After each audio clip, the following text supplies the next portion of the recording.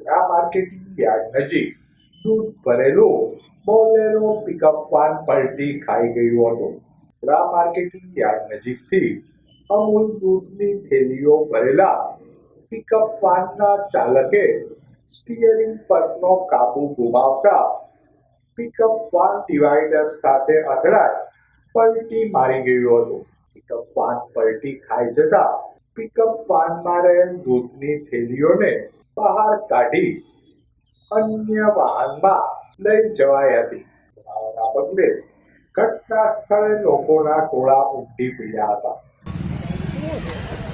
દૂધનું કન્ટેનર